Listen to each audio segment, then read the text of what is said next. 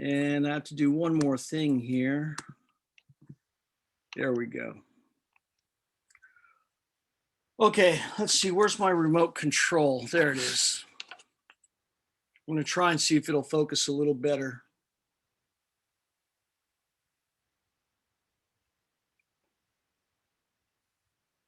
It doesn't focus as well because I moved the camera farther away from the table, so it's not in my face anymore. Yeah. It was just bothering me. But now it doesn't focus quite as well. Let me see.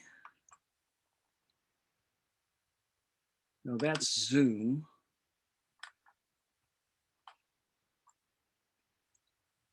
See, the handheld controls are dicey. So this looks like the heat of fusion or vaporization. Right. This is like that. This is autofocus. How do you like that? I don't. Neither do I. This is autofocus when I use the machine, and this is autofocus when I use the remote.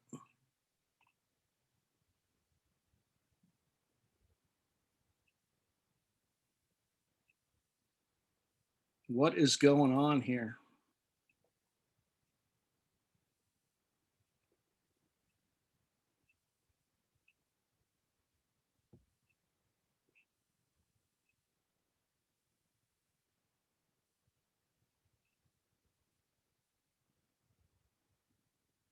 Almost feels like being at the optometrist, doesn't it? I don't know. I've never been.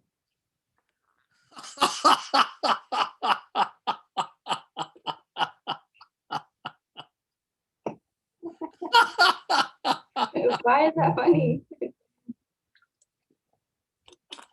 doesn't cost that much. You should go. No. Okay. So here the energy required to melt 1 gram of ice at 0 degrees Celsius is 333 joules. So notice they don't tell us 333 joules per gram. They actually say 1 gram, 333 joules. Mm-hmm.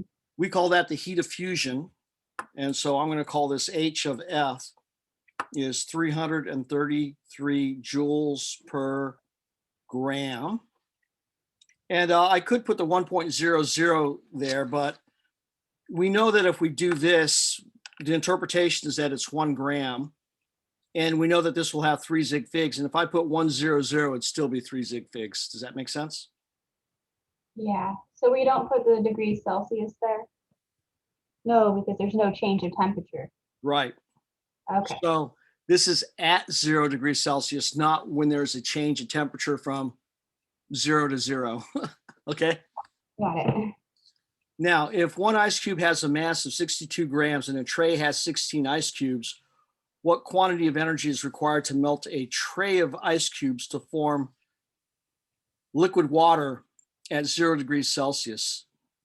So the ice cubes are already at 0 degrees Celsius, so we're only going to do a heat of fusion problem. So we're looking at 16 ice cubes. We'll put 16 cubes here that start at 0 degrees Celsius. You add energy, and when you get to here, you have water at 0 degrees Celsius. And in between the two dots, you've got a combination of ice and water, commonly called ice water. That's kind of funny, right? So here it's a simple matter to do Q is equal to heat times mass. So we're going to do 333 joules per gram. And if we want to, you can put the 1.00 grams there because it's not going to change the output of the problem. And we're going to multiply. Well, actually, I need to calculate the mass. I need to calculate the mass, but for the mass, I'm going to do this. I know I have 16 Oh, I know I have one tray, right?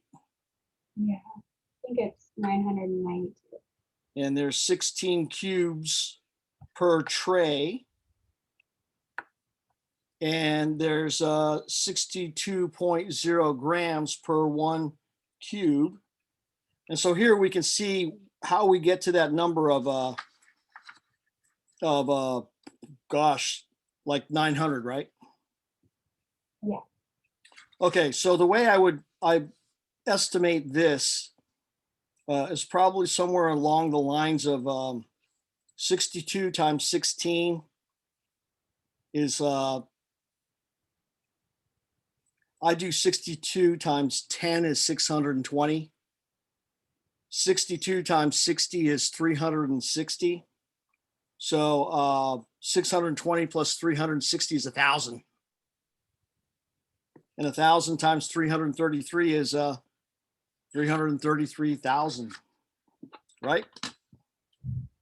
How many significant figures are we allowed? One tray exactly, 16 cubes exactly. It's about 62.0 grams per cube.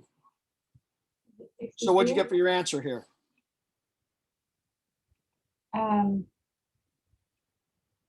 330,000. Is it really?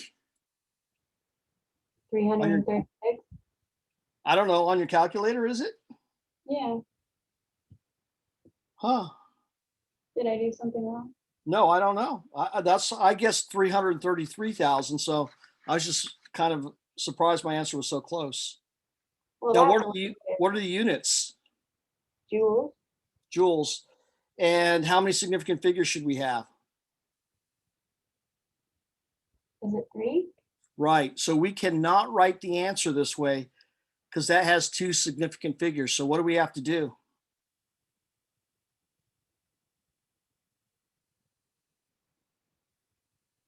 We can't put the decimal there because then that would be 6 significant figures, right?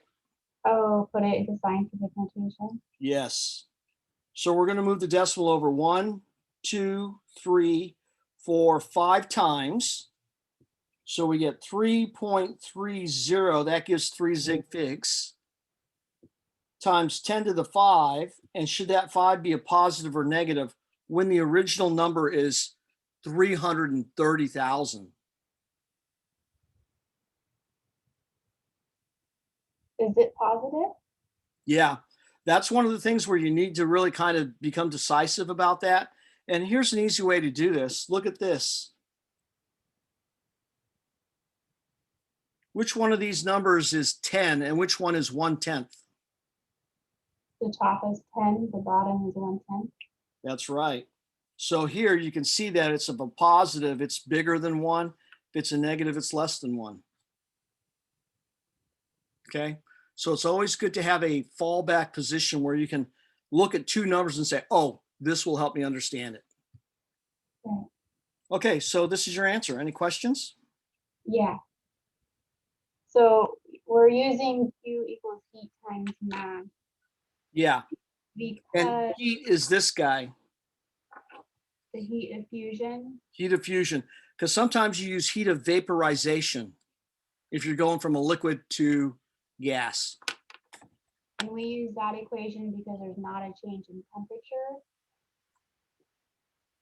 Right. Okay. Do you remember that graph I showed you before that looked like this? Yeah, so this would be the flat line part. Right. So this was an ABC. This was when it's boiling, and this is when it's melting, the flat parts. Yeah. So this right here is about body temp. So here you have ice, here you have water, and here you have steam. So H2O is water at body temp. That makes sense, right? Yeah. So steam burns are really bad compared to boiling water burns. So I know this because I've reached over a pot, picked the lid off, and the steam has hit my arm, and my arm gets wet and it hurts like heck, right?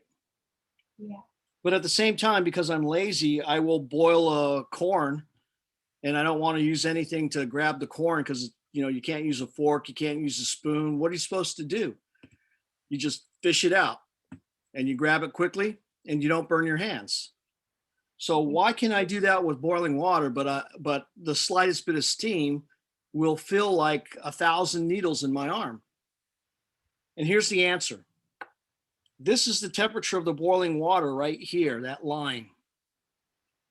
And when that water cools down, that much energy is given to my arm. Steam, which is hotter than boiling water, will be something like this temp. And even if the steam is only right here at 100 degrees Celsius, what kind of energy is the steam going to give to my arm? And the answer is this much energy, because number one, during this flat spot, it condenses.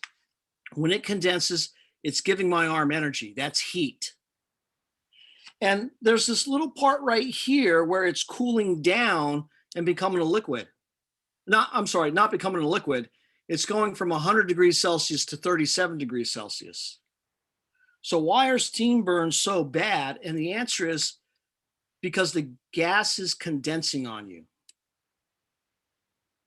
And that's why they're dangerous. All that energy there, not this little tiny bit here, and not this little tiny bit here. Fair enough? Yeah. Okay. So we good on this one? Yeah. Okay. We're not going to do this one clearly. So let's look at this next one. What quantity of energy in joules is required to raise the temperature of 454 grams of tin from room temperature to its melting point, and then melt the tin at that temperature? So for this one, we're looking at this. We're going to start at 25. We're going to warm it up until it gets to 231.9, and then it's going to melt. And it'll end at 231.9. So we need to calculate this energy and this energy. So this is kind of like an A and a B. So what's the big difference between A and B? A is a rise. B is a run, if you want to call it that, but I'm going to call it a flat. And the equation we use here is Q is equal to Cm delta T. And here we use Q is equal to heat times mass. And because I spell out the word heat, I like to spell out the word mass. Okay, so we're given the specific heat capacity and the heat of fusion here. So now it's just a matter of calculating each of these individually, then adding them together.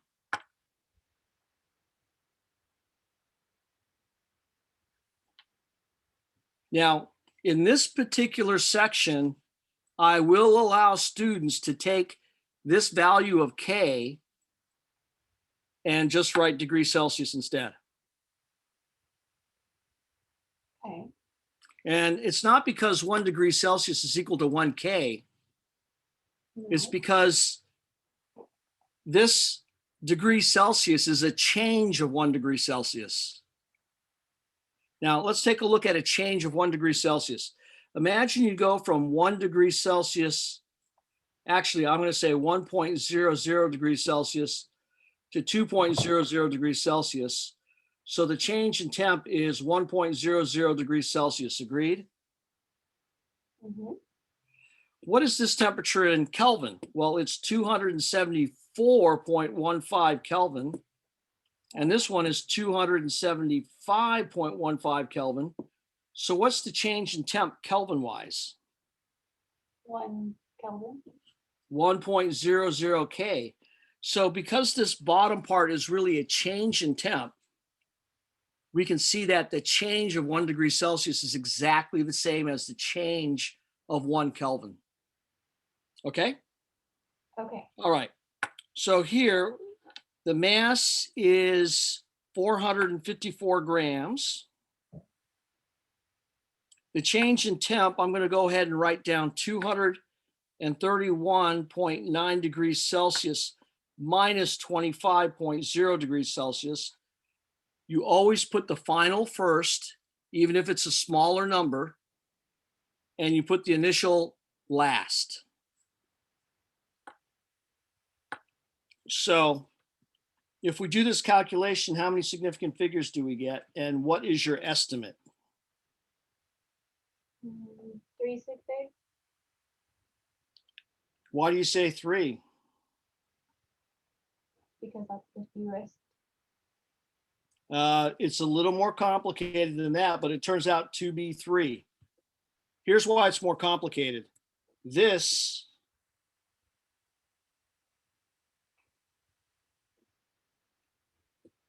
the difference is 9.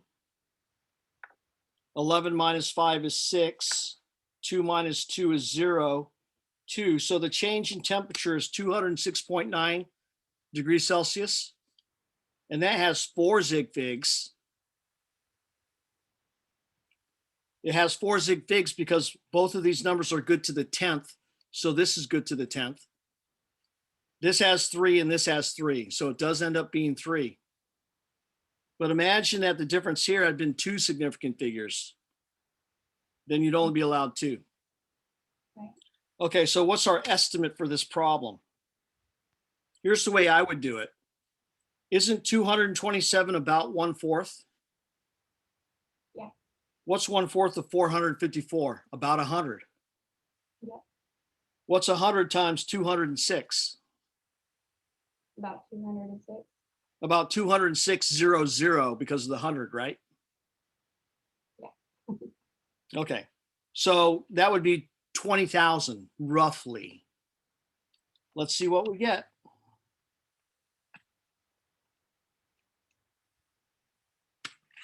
Okay, so on my calculator, I just got 313,00878.5. Did I use my calculator correctly? I don't think so. I got something different. Yeah, I don't think so either, but I'm glad I estimated, so I knew I had to be wrong.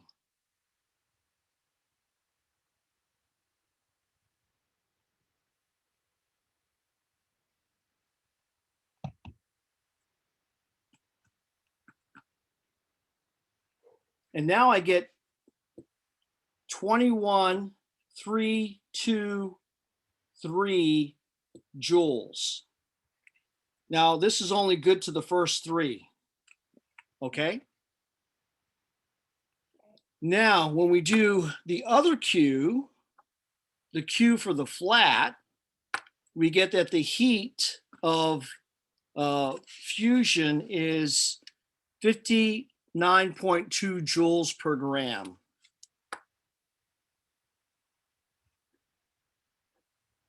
And we still have 454 grams. So we can estimate this one also. And perhaps the easiest way to estimate this one is that 100 times 454 would be this, right? 45,000.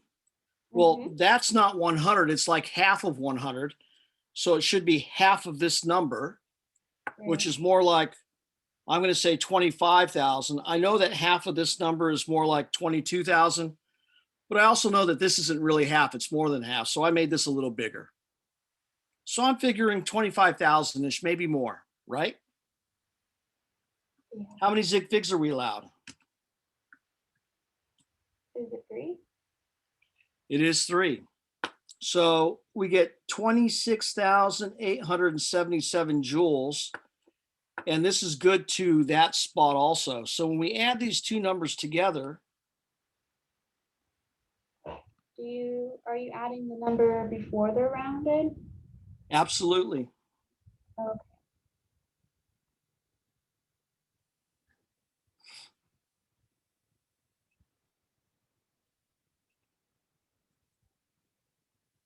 So when I add these two together, I get 481. That's a 0. That's a 0. 480. Carry the 1, 0. This should be a 2. I didn't line these up too well. But I get 48,200. And we have to round to the 2s, but since these are 0s, it's nice, right? I'm sorry? I was gonna say, I noticed when you're adding them up, you're using numbers good to the ones, not any decimal places. No, and the reason why is I know this is good to the 3. I know this is good to the 8. Normally, you only carry 1 extra digit, not 2. So I've kind of gone the extra mile by carrying 2 extra digits. So Okay. the reason I went ahead and went to the 1s is because it was a nice place to stop. Okay.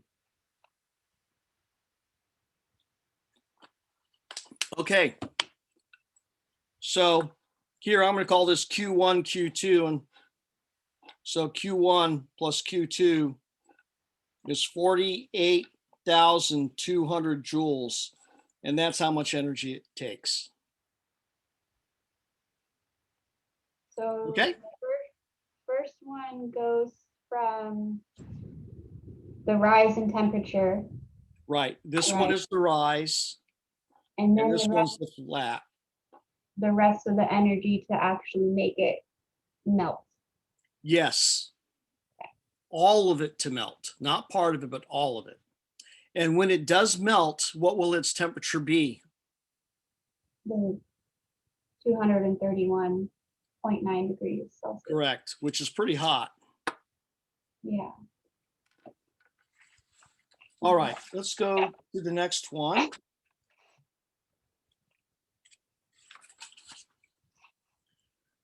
So here we have a 25 milliliter sample of benzene at 19.9 degrees Celsius was cooled to its melting point, which is 5.5 degrees Celsius, and then frozen.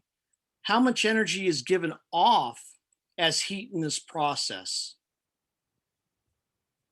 Okay. So we're doing the opposite, actually. Right. And I'm going to actually draw this way,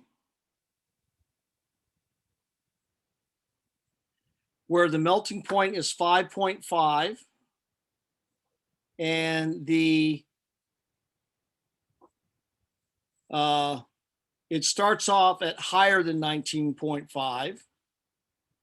So this is the melting point, right? Now, what we need to understand is that the melting point is the same as the freezing point. So here's how we straighten that out. At what temperature does ice melt? 0 degrees Celsius. That's right. And at what temperature does water freeze? 0. 0 degrees Celsius. It's the same number whether you're freezing or whether you're melting. That's weird. Why is it the same number? And the answer is simple. When you're melting, what 2 states do you have together? Solid and liquid. And I would say more specifically in that case, ice and water, right? When you're freezing, what 2 states do you have together?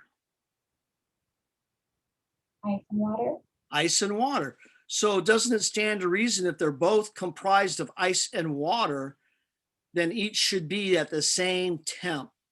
And therefore the melting temp and the freezing temp are identical. They have to be. So what does that tell you about the vaporizing temperature versus the condensing temperature? They're also the same.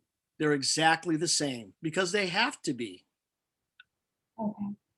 Okay. Because of equilibrium. Because of thermal equilibrium, that's right. 2 bodies in thermal contact are the same temp at thermal equilibrium. All right.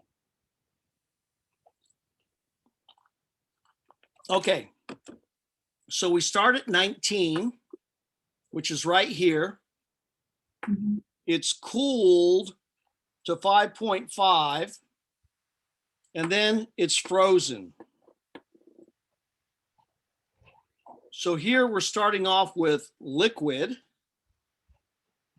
And here we have liquid plus solid. And then when we get to right here, we have only solid. So do you understand my symbols here? Yes. Okay. So how do we calculate the rise? And actually, it's not a rise now, it's a lower. We need the specific. So you know how they call them risers in gyms? Go sit on the risers. I've heard it called bleachers. But they also call them risers. You never heard that term? Nope. Oh, it's a common term. They call them risers because they rise, right? But what if you have a sunken living room? What do you call the stairs that go down? You don't call them lowers. Right. And if you do call them bleachers for the risers, do you call them the colorers for the lowers? I don't know. Interesting. Okay, so for the rise part, what formula are we going to use? Q is equal to heat times mass. Now, there's an extra thing we have to do here. Wait, question. Oh, I'm sorry. I did that wrong. Okay. Q is equal to Cm delta T. Yeah. So what do we get for C? We get 1.74 joules per gram degrees Celsius. The mass, oh goodness, they give us the, we have to convert, huh? yeah. So how about we do this, 25.0 milliliters times 0.80 grams per milliliter. Can we do the conversion right in the middle of the problem? Yeah. I don't see why not. And what is the change in temperature? We can see right here. Do we start with the final or the initial? Final. Always the final. What's the final temp? 5.5 degrees Celsius. Okay, 5.5 minus 19.9 degrees Celsius. So we're going to get a negative Q. Right. And that's okay. Okay. And we'll talk about that in just a moment. Now, when we estimate this answer, what are we going to get? Well, here, we're going to say 1.74 times 25 times 0.8. Well, what's 80% of 25? It's about 20. Okay. Here, what's the difference here? It's about 15, right? Yeah. So I'm going to treat this as 2. 2 times 20 is 40. 40 times 15 is 600. And the way I do that is 40 times 10 is 400. 40 times 5 is 200. 400 plus 200 is 600. Okay. Now, my answer may be a little big, maybe close to right, because we don't really have 2 here. And here, 80% of 25 does happen to be 20. Okay, so here the difference is close to 15, but it's a little, 15 is a little too big of a number. So I used the number that was too big here and too small and too big here. So when I say the estimate was, what was that again? 600. 600 is probably going to be too high. So I throw in the fudge and say, okay, my fudge factor says it's going to be 550. Negative.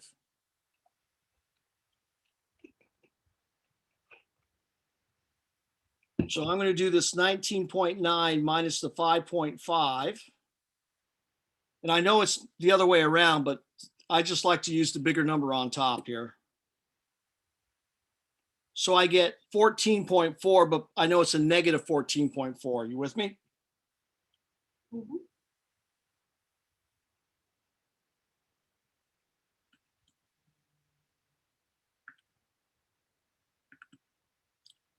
and I get 501. So with my fudge factor saying, oh, it's going to be close to 550, this isn't bad. I count it as a victory whenever I'm within 10%. Okay, so it's negative 501. How many zig figs are we allowed here?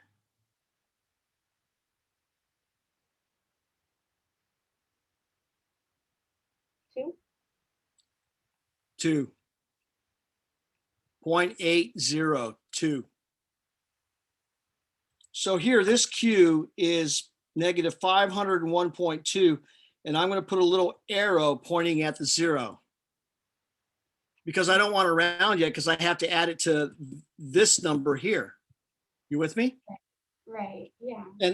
And I don't really need the 2. I can just keep the 1, and that's carrying an extra significant figure. But since I have the 2 there, I'm going to keep it. Now, this is joules because milliliters cancels with milliliters. Grams cancels with grams. Here, the degrees Celsius cancels with degrees Celsius. Okay, so that's the rise. Now, what about the flat? How do we calculate that? Heat times. Oh, I'm sorry. I went ahead before I wanted to finish up my thought on why this is negative. Oh. The reason this is negative is because energy is released. Right, or decreasing.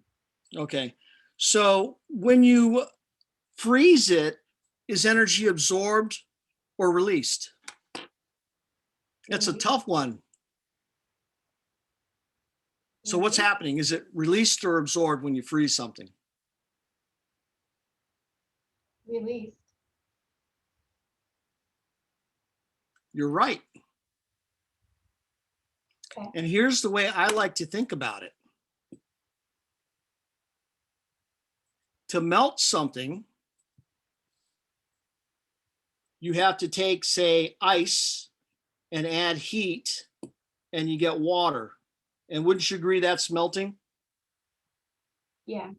And when heat is a reactant, that's endothermic, which is a positive sign. Now I'm going to take this and reverse it. I'm going to put water here, and that means I have to put ice and heat as the products. So when heat is a product, this is called exothermic, and the sign is negative. So to me, it makes a lot more sense to look at it from the melt part instead of the freeze part, because from the melt part, it's easy for me to see that you have to add heat to ice to melt it. That's why ice stays ice in the freezer, because you're not adding heat to it. Okay, so energy is released. What should the sign be for this one? Since it's freezing, what should the sign be? Negative. Negative. So here, this one, the sign is not automatically showing up in the problem. You have to add it.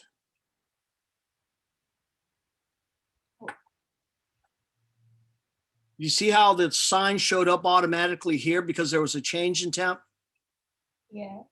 The sign does not automatically show up when you are doing heat times mass.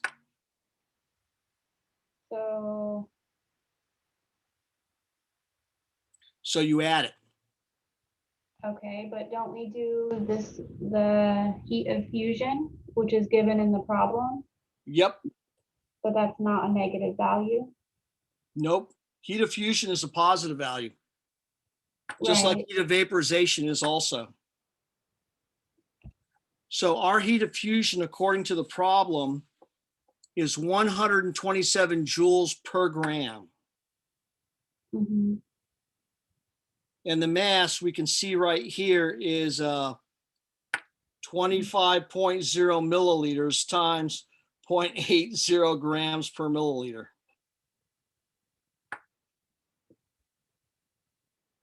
How many significant figures are we allowed here? 2. Correct.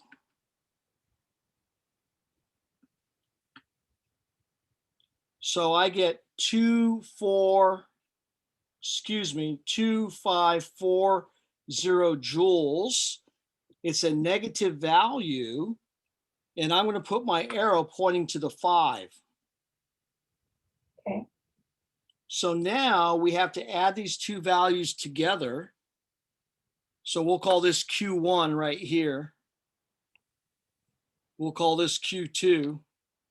So Q1 plus Q2 is equal to, and here's how I'm going to do it. I'm going to do my work over here. I have negative 501.2. This is good to the 0, right? Yes. This is 2540, and this is good to the 5, and that's also a negative. And since they're both negatives, I can just add them together, and the sum is negative, correct? Right. So I get a 1, a 4, a 0, and a 3. Where do I need to round this to?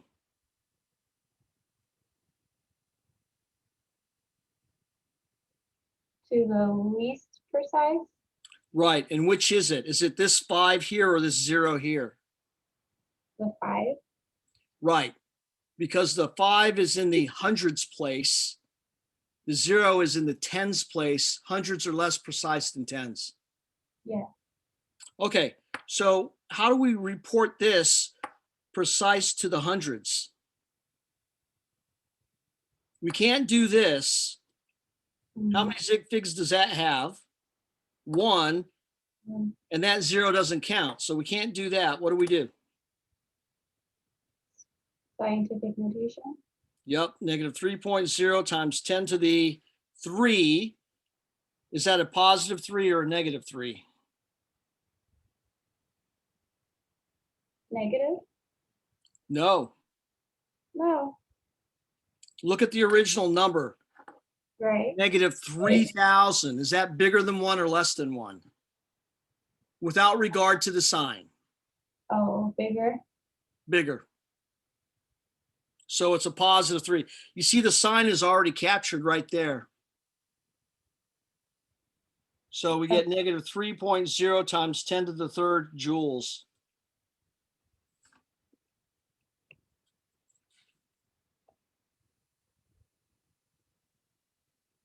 Any questions on this one? No, I don't think so. Okay, let's look at this next one. Now, this one you want to listen to very carefully. A balloon expands from 0.75 liters to 1.2 liters as it is heated under constant pressure of 1.0 times 10 to the 5 pascals. Calculate the work done by the balloon on the environment. Okay? I never put those problems on the test Okay. or on the quizzes. So you heard it here. You're not going to have work problems on your exam or quiz. So do you see this one here? Yeah. There's work in it. It's work. Boom, done.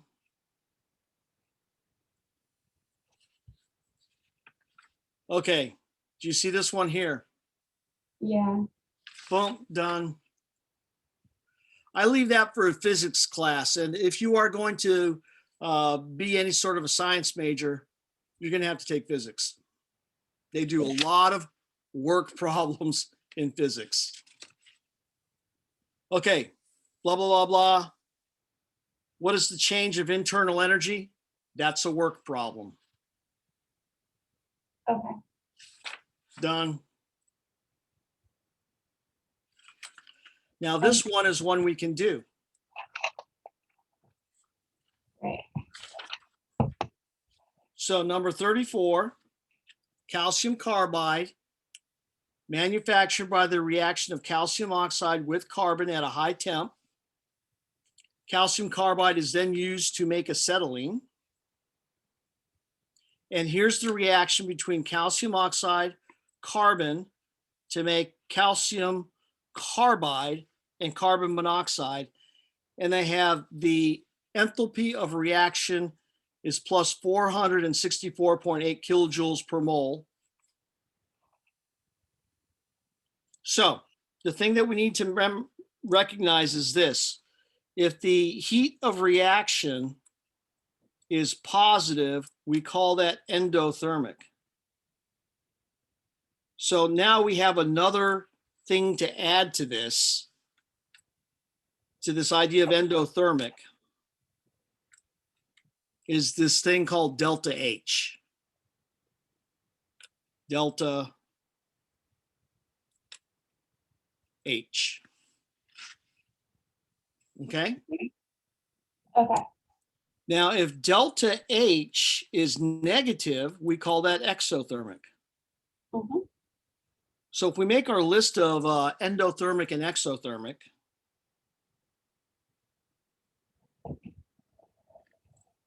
endothermic means energy absorbed.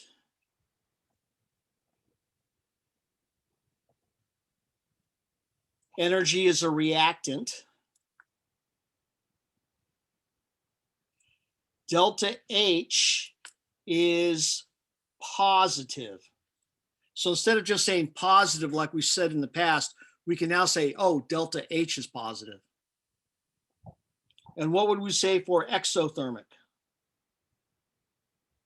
Is a product. Okay, so that goes here. Energy is a product. And I'm putting it here because that one bounces off of reactant, right? Right. What would you say up here? It's released.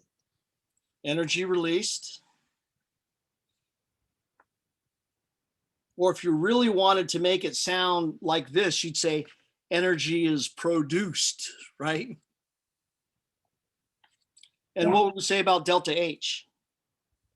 It is negative. It's negative. Okay. So let's answer the first question here. Is the reaction exothermic or endothermic? We'll call that A. Is it exothermic or endothermic? Endothermic. How do you know it's endothermic? Because it gives a positive value for delta Because it H. has a, that's right. So we're going to say endothermic because delta H is positive. This question is not asked, but I'm going to ask it. How would we write this in the reaction? Not off to the side like it is here, but in the reaction. On the reactant side.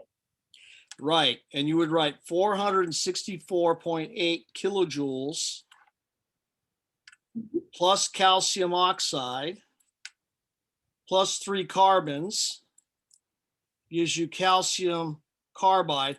I think I said carbide here, but it should be carbon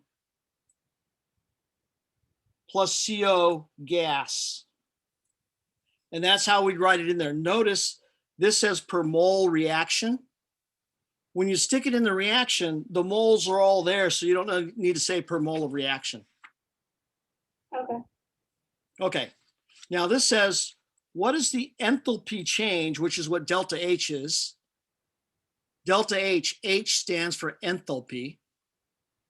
What is the enthalpy change if 10 grams of calcium oxide is allowed to react with an excess of carbon? So that means that the calcium oxide is the limiting reactant. So we base it on our 10 grams of calcium oxide. Now, to use this equation, are we going to be able to use grams of calcium oxide? We need moles, don't we? So we need to change that into moles of calcium oxide. And then we can turn that into energy. Now, this is a new one for us, changing moles into energy, and I'm going to show you how to do that. We use the specific heat for conversion, right? Nope, we don't use specific heat. We Or use delta delta H. H. Okay. So the way this would look would be 10.0 grams of calcium oxide times 1 mole of calcium oxide. And calcium is like 40.08 or something like that. Let me check. 40.08. Oops, plus 16 makes it 56.08. Okay, so there. And then for the delta H, I would multiply by 464.8 kilojoules per 1 mole of calcium oxide. Now, where does the 1 mole of calcium oxide come from? The balanced reaction. So let's estimate this. How many times does 56 go into 464? About 4. About 4? What? I think it goes in about 8 times, doesn't it? Oh, yeah. Because it's almost like how many times does 6 Yeah. go into 46? Right. So about 8 times. What's 8 times 10? 800. 80. 80. Okay. So let's see what we get. How many zig figs are we allowed?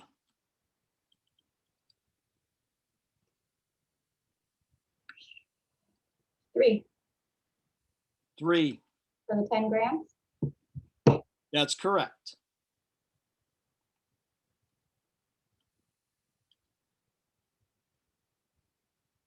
So I get 82.88, which goes to 82.9 kilojoules.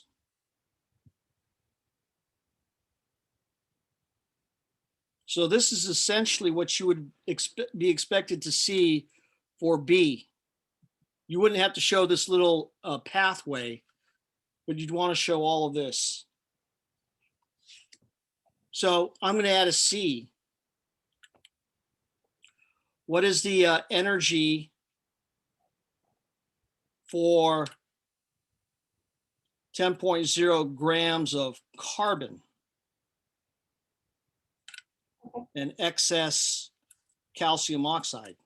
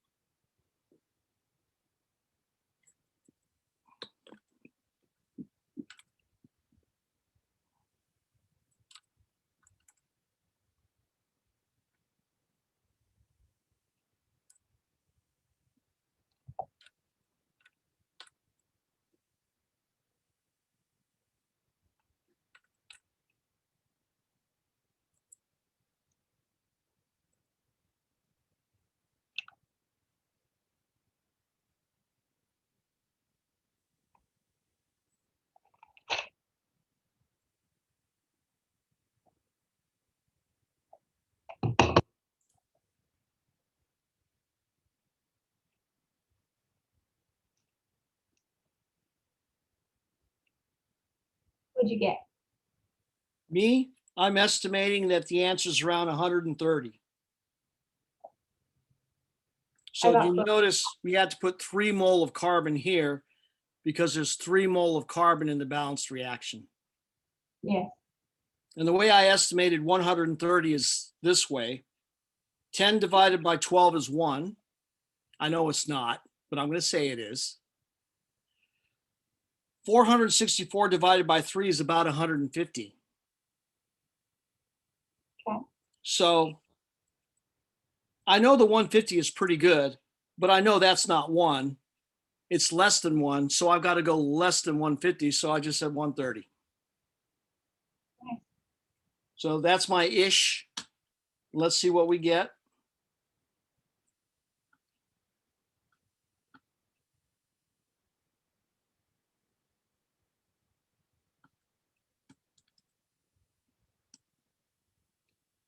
Dang, my ish is good. Yeah, it is. 129 kilojoules. Okay. So again, if my ish is within 10%, I'm happy. So I'm definitely happy. Fair enough? And this is the work you would expect to see. Now, one more problem like this. So I'm going to change the reaction. And I'm going to write the reaction like this.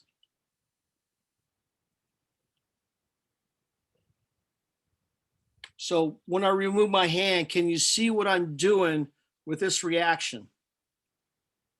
Yeah, you're reversing it. I'm reversing it. So that means that if heat was a reactant before, now it's a product. Right. But I want you to take a look here. Is delta H positive or negative in this problem? Negative. It's negative. But yet, even though it's negative, here it says positive. Right. The reason for that is there is no such thing as negative energy. Negative just tells you whether it's leaving or coming. Okay? When it's a product, is it being absorbed or is it being released? Release. It's released. So when we put it on the product side, we don't need a negative sign anymore. We're just going to put a plus. Are you with me there? Yeah. Okay. So what is the energy for the reaction that produces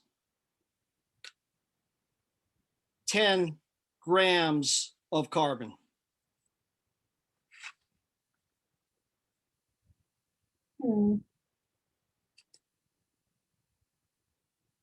Would we do the same, but when we get to the delta H, it would be a negative value? Exactly. And that was the point of me writing this problem out this way, is so you would realize that hopefully quickly, which you did. That's the only thing we're changing, right? That's right. So you get 10 grams of carbon times 1 mole of carbon per 12.01 grams times negative 464.8 kilojoules per 3 mole of carbon, which gives us 129 kilojoules, but negative. So when we get a negative 129 kilojoules, what does that mean about the energy? That's how much was produced. That's how much is produced. Perfect. Okay, so from this one problem, we learned a whole lot of stuff about energy, whether it belongs on the reactant side, the product side. We learned about delta H. And I'm not sure if you saw this, but this is delta. This is a reaction. And this is a H. Is it okay if we just write delta H? Without the R? Yeah. I'm okay with that. Okay. And what's another name for delta H? Change in enthalpy. So there's a lot of different words that are used for the same thing. Sometimes people don't want to use in, so they say enthalpy change.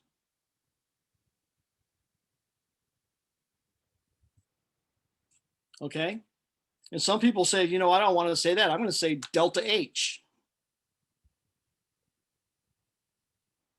Because that's even fewer letters, right? Aren't you wondering about that? Yeah. Yeah. Okay, if you go to the dictionary, for every letter, it will tell you how it sounds. Oh, yeah, it does. And delta H. And this is why when you say an H in the letter. That's why you have to use an instead of AH, because it sounds like it begins with a vowel. Oh, right. So you're supposed to use N before every letter that sounds like a vowel. Like Got it. NL, not AL. Yeah, I haven't thought about that before. Yeah, it's interesting. So you would say AP because P starts with a consonant, right? Yeah. But you would say NN because N is actually EN, right? You should be an English teacher, Tony. No, I've learned these things the hard way. Like separate, I used to thought separate was SEPER. And it's SEPAR. It's separate, not separate. And Yep. peruse. Do you know what peruse means? Nope. But you've heard it, right?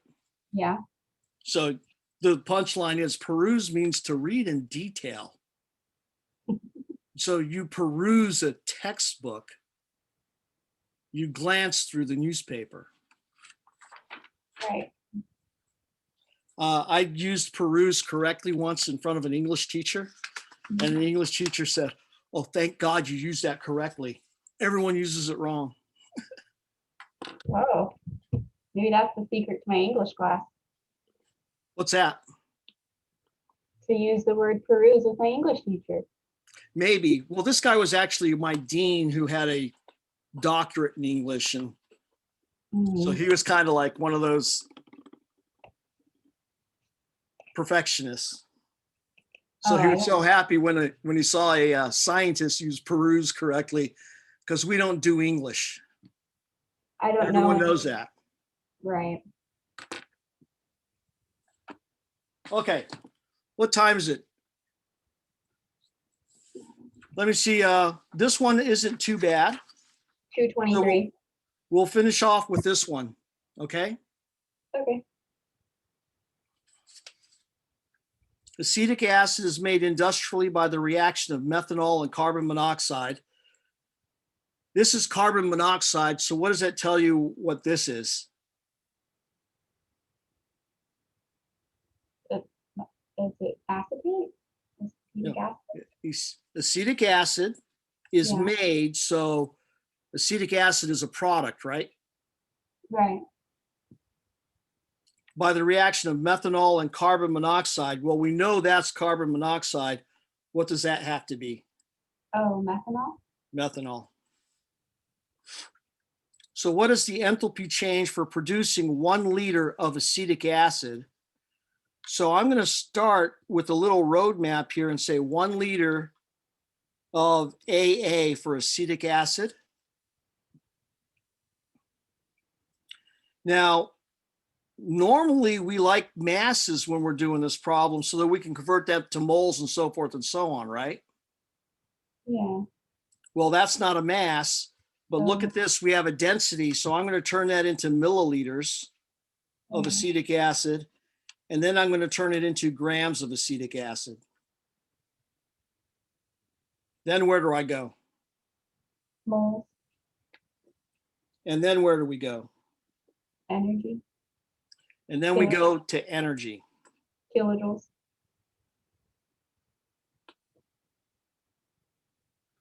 Okay, so you can see that I really like mapping things out, because once you map it out and you think you know how to go from one thing to the other, it just makes your life so much easier. And this is not a normal, I'll probably get into trouble for this. This is not a normal Tony thing. Why? I don't ask for directions. I just do stuff. Some people say that guys don't ask for directions, but definitely I don't.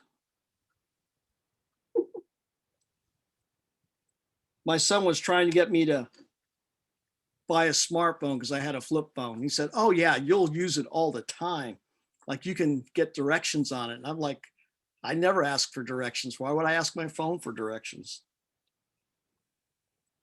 But I use it all the time. What's the molar mass of acetic acid? Well, let's figure it out. How many carbons? 1, 2, 2. How many hydrogens? 3, 4. How many oxygens? 2, 2. So we have 2 times 12.01 is 24.02. 4 times 1.01 is 4.04. And 2 times 16.00 is 32.00. And you know, those are molar masses you want to learn because we use them a whole lot, right? yeah. So we get 60.06.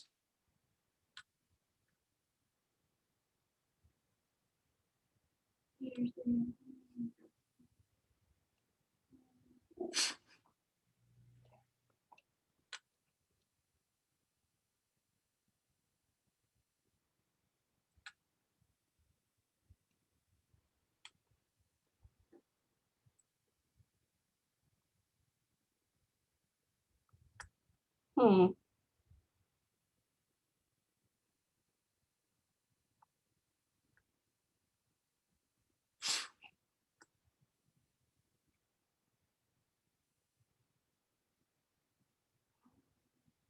How many is this big?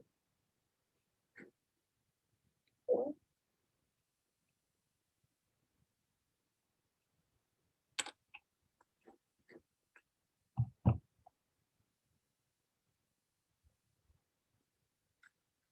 Oh, negative. Yeah, you need that negative in there. Yeah. So how might you estimate something like this? Well, how many times does 60 go into 1,000? I wouldn't do that. Okay, How many times does 60 go into 134? about twice. About twice. Isn't that a lot easier than putting it in 1,000? Yeah. Okay. What's twice times 1? So it should be around 2,000. Should be around 2,000. But clearly 60 goes into there more than twice, doesn't it? Okay. So what's our fudge factor? 2,100? Yeah. Maybe 2,200, somewhere in that ballpark? Yeah. Okay, let's figure it out. How many zig figs are you allowed? 4. I think so, because we have 4 here, 4 here, and 4 here. The rest are exact. Right. So 1,000 times 1.044 times 134.6. I don't put the negative in. Divided by 60.06. And I'm going to put negative 2339.7 kilojoules. So when we round this to 4 significant figures, it's minus 2340 kilojoules. The problem with writing it this way is that only has 3 significant figures. So how do we fix it? You need a decimal? That will do it. Yeah.